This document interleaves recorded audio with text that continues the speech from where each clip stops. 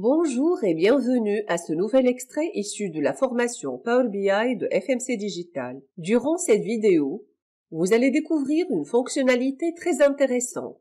C'est la manipulation des dimensions à variation lente. Il s'agit en effet d'un élément clé dans la gestion d'entrepôts de données, appliqué quand les valeurs de certaines entités changent d'état au fil du temps. Tout d'abord, sachez que le traitement de ces données diffère en fonction des besoins de votre entreprise, ce qui est à l'origine du développement de nombreux types de ce qu'on appelle SCD, qui est l'abréviation de Slowly Changing Dimension. Sachez également que le type 2 est le plus courant, étant donné qu'il répond au besoin de garder les données anciennes et actuelles, avec l'avantage de conserver l'historique des modifications dans l'entrepôt de données. En effet, le choix du type de dimension à mettre en œuvre varie selon la manière dont vous devez stocker ou modéliser vos données. À titre d'exemple, un directeur de vente peut changer d'équipe et avoir de nouveaux représentants commerciaux. Il doit donc être capable de voir les réalisations des commerciaux seulement pendant la période durant laquelle ils y sont rattachés. Un autre exemple est lorsque l'adresse d'un client change, et dans ce cas-là, si on n'applique pas le SCD, cela peut fausser notre analyse, notamment pour le chiffre d'affaires par région. Ou encore, lorsque le client était rattaché à un commercial bien déterminé, puis à un autre. Ainsi, à travers cette fonctionnalité, vous serez capable d'historiser les changements qui seront nécessaires pour réaliser des analyses ponctuelles ultérieurement, et ce d'une manière très pratique, en insérant une nouvelle ligne dans l'entrepôt de données à chaque modification apportée, qu'elle soit une mise à jour, une insertion ou une suppression. Passons maintenant à notre cas métier et commençons par l'exploration de notre source Excel. Vous voyez que nous avons 7 tableaux relatifs au processus métier de vente et dont nous allons importer les données utiles qui sont la table de fait, vente client et les tables dimensions qui seront clients, articles, famille et représentants.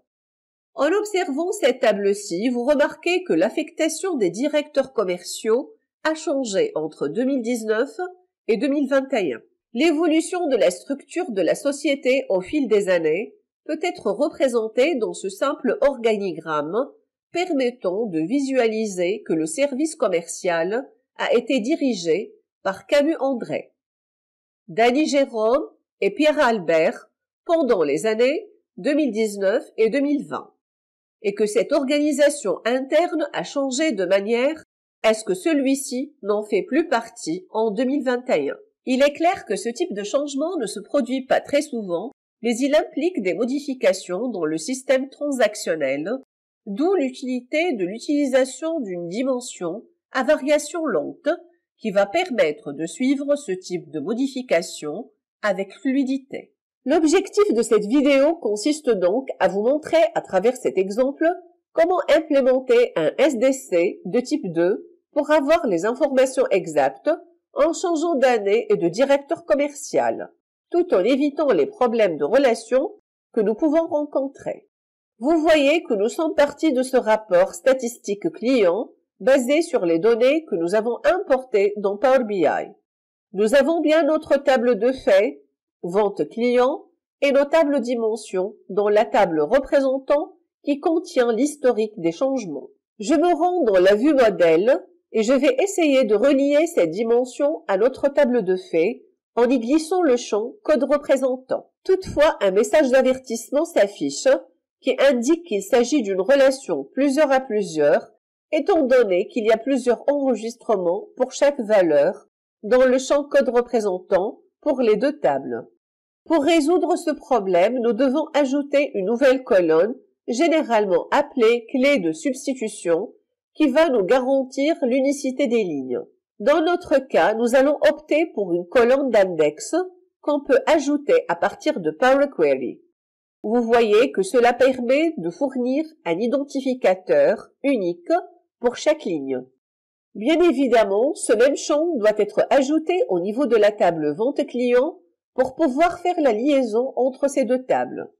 Et pour ce faire, nous allons utiliser un code d'axe afin de chercher pour chaque ligne l'index à partir de la table représentant, en fonction de la date de vente et du numéro du collaborateur.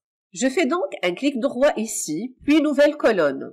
Je tape le nom de la colonne qu'on va ajouter. Nous allons recourir à la fonction Calculate, puis Value, qui permet de prendre toute cette colonne, et lorsque nous recherchons une valeur unique, celle-ci sera fournie sous forme de valeur scalaire. Ensuite, nous filtrons la table représentant avec 3 conditions. Le code représentant de la table vente client doit être égal à celui de la table de recherche. La date doit être supérieure ou égale à la date du début et inférieure ou égale à la date de fin. Notez que la fonction du filtrage n'a qu'un seul argument. Nous devrons donc utiliser un double et commercial. Maintenant, si on essaye de relier les deux tables en glissant le champ index qu'on a ajouté dans la table vente client, on aura un problème de dépendance circulaire qui signifie que ces deux tables se référencent mutuellement, de sorte que Power BI ne peut pas les traiter. Pour s'en débarrasser, nous devons créer une copie ou ce qu'on appelle table référence. Pour ce faire, 2 méthodes se présentent. La première consiste à se rendre dans l'éditeur Power Query. Je fais un clic droit ici, puis je sélectionne référence. Je la supprime pour vous montrer la deuxième méthode en utilisant le langage DAX. Je vais cliquer sur Nouvelle table. Je commence par en préciser le nom en tapant DIM représentant. Et je vais entrer les colonnes dont j'ai besoin en utilisant la fonction Select Column. Au niveau du premier argument, je dois choisir en premier lieu le nom de la table à copier qui est représentant dans notre exemple. Puis je spécifie à chaque fois le nom de la nouvelle colonne et sa correspondance au niveau de la table de référence. J'aurai besoin principalement du numéro et du nom du représentant, le nom du directeur commercial et l'index. Maintenant, en glissant le champ index dans cette nouvelle table, vous remarquez que je réussis à créer une relation 1 à plusieurs, puisque la table DIM représentant contient des instances uniques, alors que le même index peut apparaître plusieurs fois au niveau de la table vente client. Finalement, je retourne à la vue rapport pour s'assurer du bon fonctionnement de nos relations. Je vais dupliquer ce tableau en remplaçant les clients par les différents collaborateurs qu'on récupère à partir de la nouvelle table DIM représentant.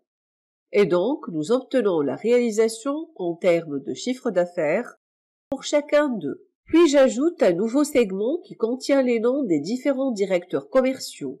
Ainsi, vous pouvez remarquer qu'en changeant d'année de 2019 à 2021, les représentants rattachés à Dany Jérôme ne sont pas les mêmes. Je peux maintenant avoir les informations précises et adéquates dont j'ai besoin grâce à l'insertion du SCD. Pour finir, j'espère que cet extrait vous sera utile et vous donnera envie de vous inscrire à l'une de nos prochaines formations.